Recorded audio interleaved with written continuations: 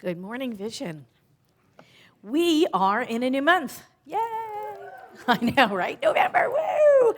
A new month, new monthly theme. I love it. Remember, those monthly themes are coordinated with the Science Mind magazine's monthly theme. So if you want to learn more or read more about the theme for the month or the topic, pick up a Science Mind magazine in the bookstore because they are coordinated. So the theme for November is Lead with Mindfulness.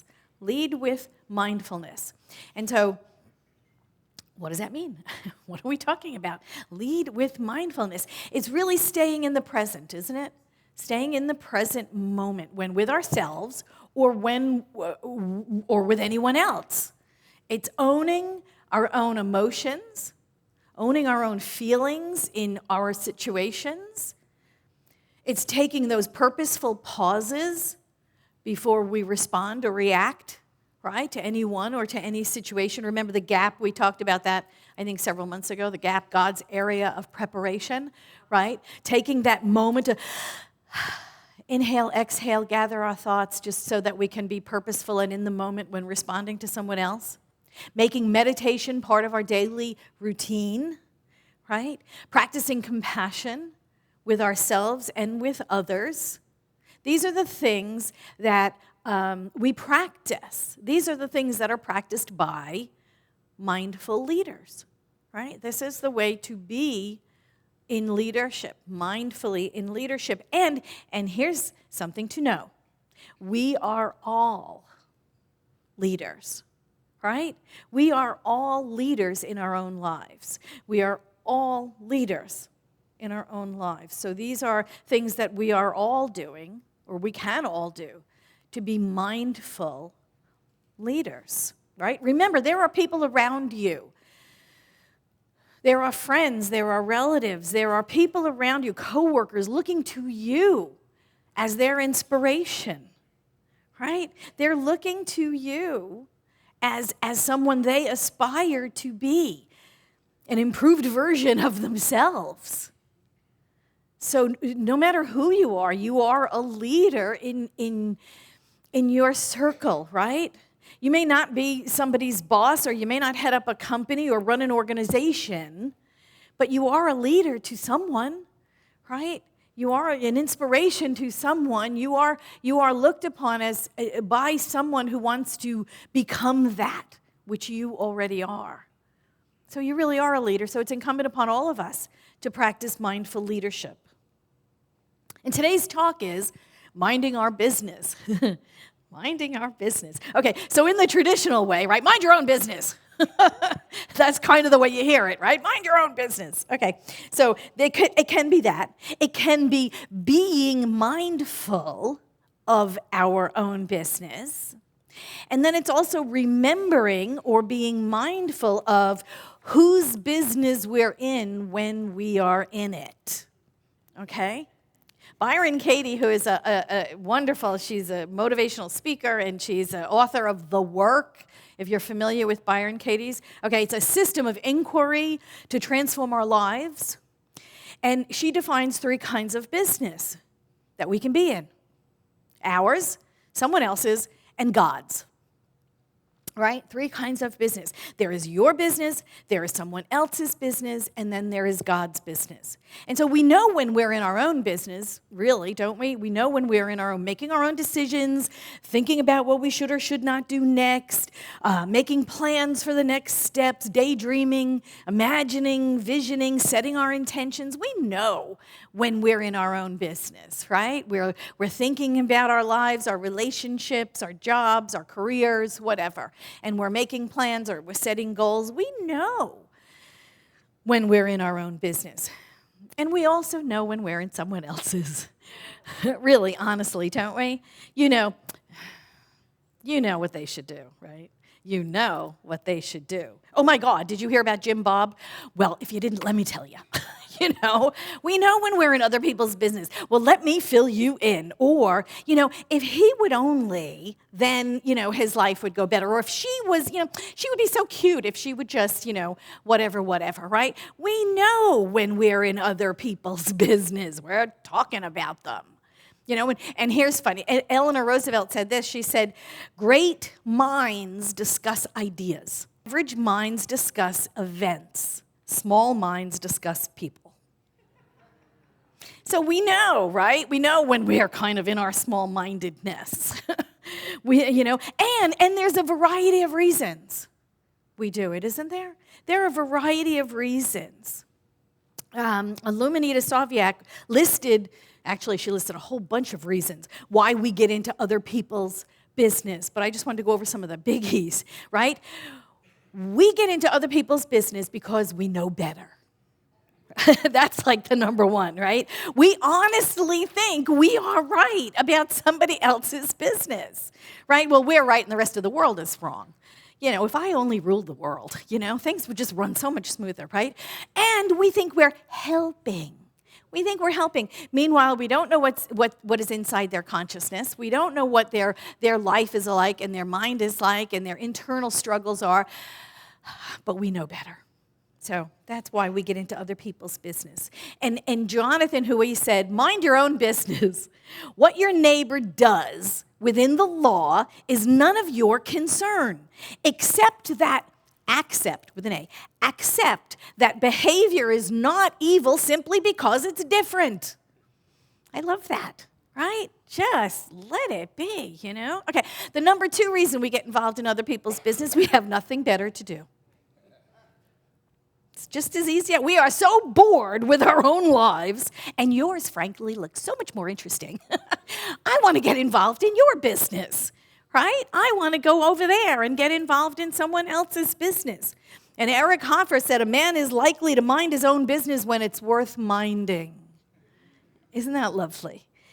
When it is not, he takes his mind off his own meaningless affairs by minding other people's business. Okay, so that's another reason. She went on to say, we get involved in other people's business because we have lost purpose for our own lives. And that's really sad. We have lost purpose for our own lives. And so we need a new meaning for life. So we need to go within. We need to do our own work, right? But instead of doing that, we kind of go over here because, again, gives us something to do, and we don't feel like we have anything to do. Other things, other reasons why we get involved in other people's business. We're unhappy. So what better way to make somebody else happy, or to occupy ourselves with somebody else's business? Because we're unhappy, we're unfulfilled, we don't like our own lives. So instead of trying to fix that, we'll go fix somebody else's. Or we're lonely. Good way to, cure loneliness is get involved in someone else's stuff. Or we feel unworthy. Or we don't want to look, right? We don't want to look.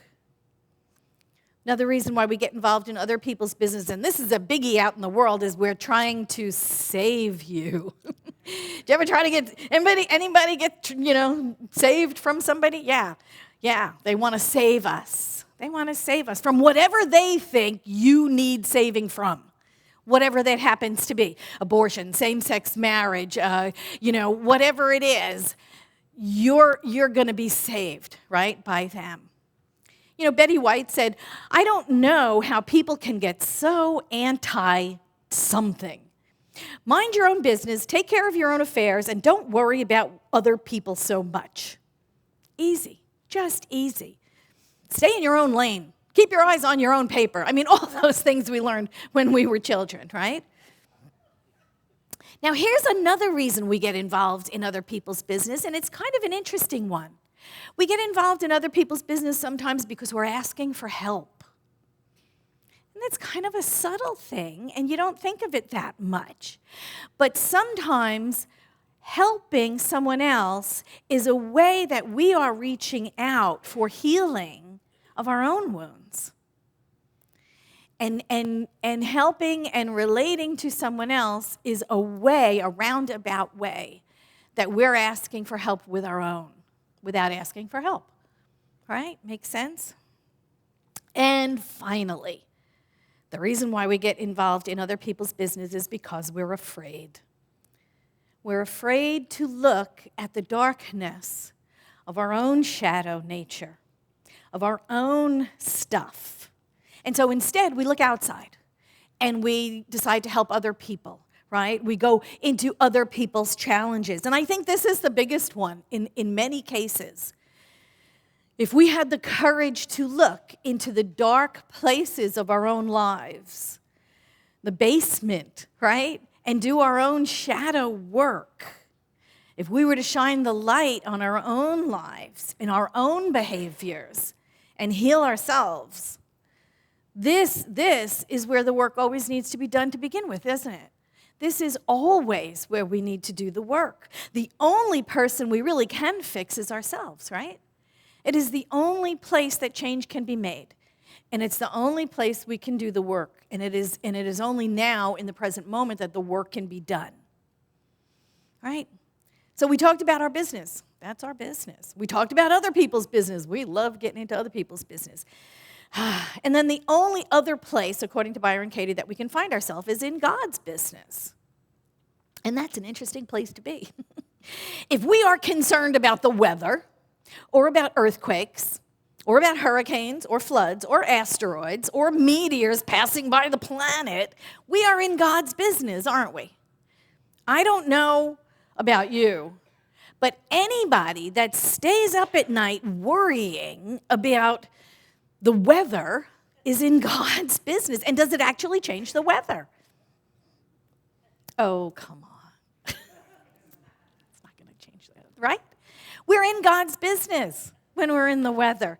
So if you're in other people's business, and there was a whole list of reasons why we are, or if we're in God's business, who's minding yours?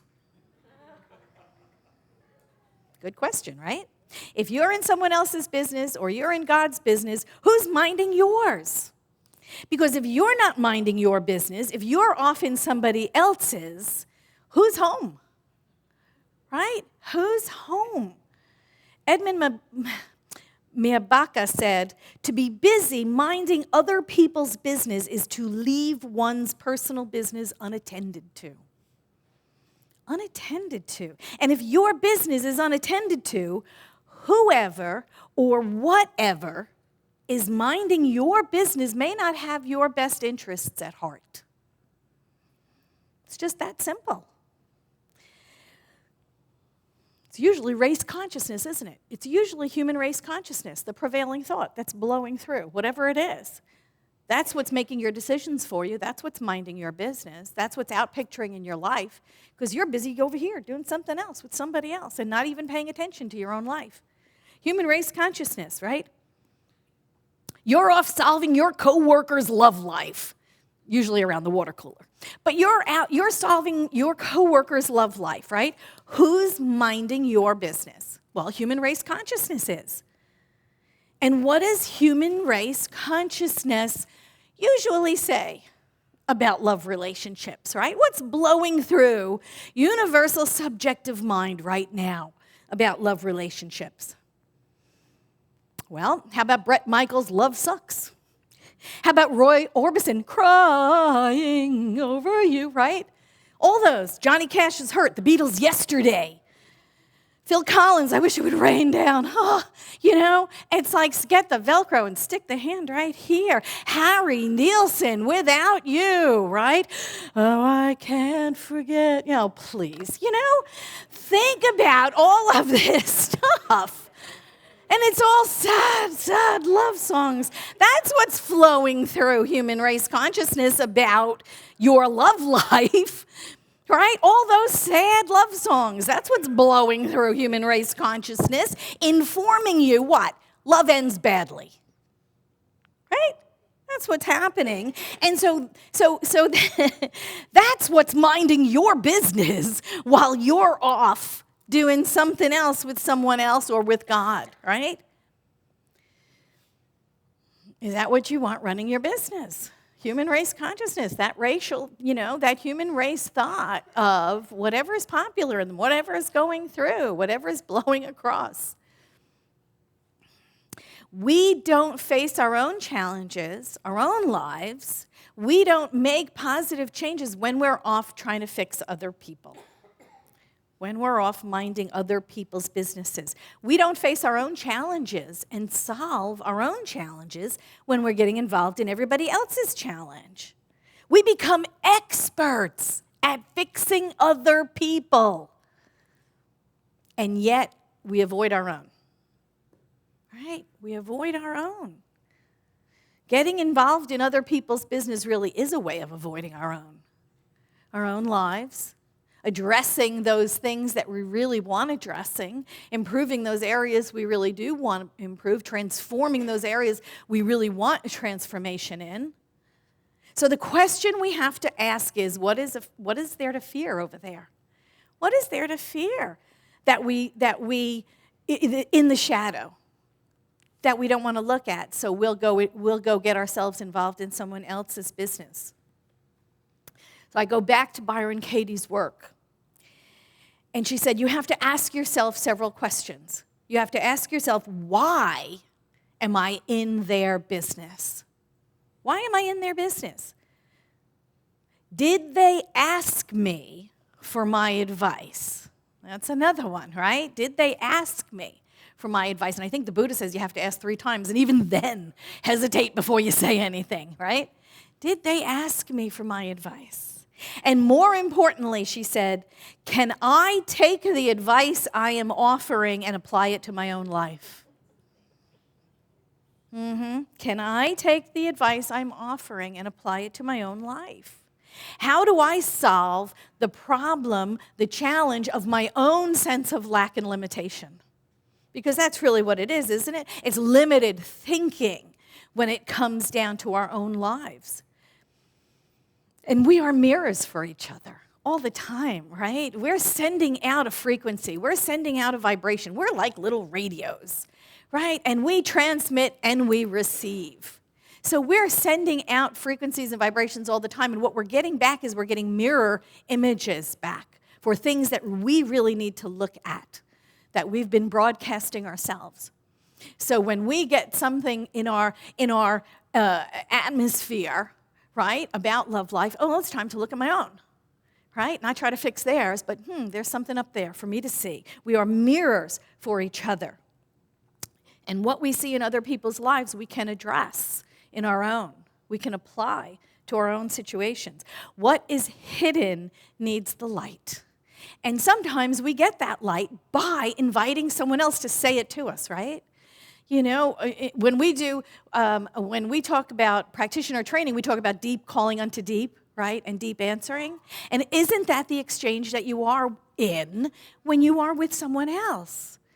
There's just an exchange of energy there. Deep calls unto deep and deep answers. So when I'm getting feedback from someone else, that's what it is. It's that mirror experience. So I can look at it and say, well, where do I apply that in my own life? And Ernest Holmes said, every moment that a man is unhappy and unexpressed, he's tearing down his personality, he or she. Remember, this was written back in the 30s. The moment he becomes inwardly contented, he begins to build it back up again. The will of God is toward the more abundant life because that life expresses God. And that's really what we want to do. We want to be that expression in the world. We want to be that fully self-actualized, healed, whole expression in the world. And we do that by looking at our own shadow nature, not trying to fix stuff over here. We do it by transforming our own lives. Our path to wholeness resides in truth instead of narratives. We don't have to be involved in the stories, ours or somebody else's. We don't have to be involved in the story. When we address our own lives at the level of truth, our answers may change our circumstances, and that may be part of the challenge, because changing the circumstances brings us into the unknown, doesn't it? Like, I know myself. I know what I do. I know what I like. I know what I don't like. But when I begin to look within, and when I begin to shine the light on those unhealed places, when I begin to address the shadow and transform it, my life changes. My circumstances change into the unknown. And how am I going to even know myself? How's anybody else going to know me? What's going to happen? And I think that's the scary part. Sometimes we're afraid of our own healing because we don't think we'll recognize ourselves or anybody else, or anybody will recognize us, right? And that is the scary part. But that's where the work needs to be done, within ourselves. The work initially needs to be done within ourselves. We need to reveal that stuff. We need to heal that stuff. We need to address, to mind our own business, right? Mind our own business, not theirs. Remember, not my circus, not my monkeys? Really, not my circus, not my monkeys. Let that be, you know? And it's the bravest thing we can do sometimes, isn't it? To just say, wow, gee, that's an interesting place you found yourself. And that's it, and not offer advice, and not put ourselves into the picture when we don't belong there. When we focus on our own challenges and we address them, we improve our own lives. We meditate, we pray, we set intentions, and over time, what happens? Our lives change, right? Remember at the beginning I said, whose life has not been changed, right? Whose life has been changed by this philosophy? Almost everybody in the room. Our lives have changed because of this philosophy. And it's a wonderful thing, and it's a great thing, and it's a terrific thing to be more self-actualized, to be more authentically you than ever before, to let that God self shine out, right?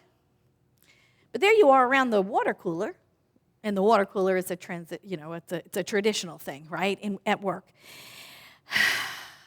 where everybody's complaining, right, not bragging. What do they do around the water cooler? They complain about their lives. They complain about their situations. They complain about their significant other. They complain about their kids. They complain about things. Nobody wants to hear your good stuff. Well, we do here, right? We do here. We want to hear your good stuff. But nobody around the water cooler wants to hear it. And you come in there and you're like, my life is working. I love my life. Oh my gosh, things have changed. Things are great. Oh, I'm manifesting stuff all over the place. I'm living a wonderful life.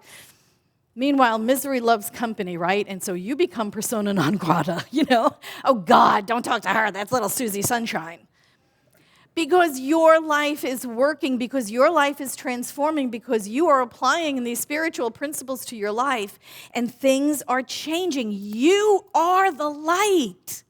You are the light. You are leading with mindfulness. You are becoming someone else's idea of what they want to be. And that's what we're all on the path to do, right? Is to be this fully self-actualized life. Ernest Holmes said, we are in partnership with the infinite mind. And the name of this partnership is God and company. Guess which one you are, right? God and company. God standing for the supreme intelligence, the universal creative order, the dynamic law, and the all perfect presence. This is God, the senior partner. We are the company. We are the company. This is what we were born for. Remember when I said earlier that we must not be in God's business? Right? We must not be in God's business. And you know what God's business is? God's business is the how. God's business is the how. We are here to speak our own truth, to be the light, right? To stand in the truth, to speak only truth, to see only truth, to do only truth. We are here to reveal the truth as only we can, because we're individualized expressions, and leave the how up to God. In John 18:37, it says, to this end I was born, and for this cause I came into the world, that I should bear witness to the truth. That's what we're here to do. That's our business. To bear witness to the truth, to stay in the truth and never abandon it for anything. Ernest Holmes said, if the truth is all, it must be everywhere. And being all, there's no other substance to divide it with. Being undivided, it is everywhere equally present. All truth, which means all power, must be present at all points, or at any given point, and at any and all time. It is our business to be in the truth, to speak truth, to know truth, to reside in truth. Right? Instead, we should stay out of other people's business, stay out of God's business.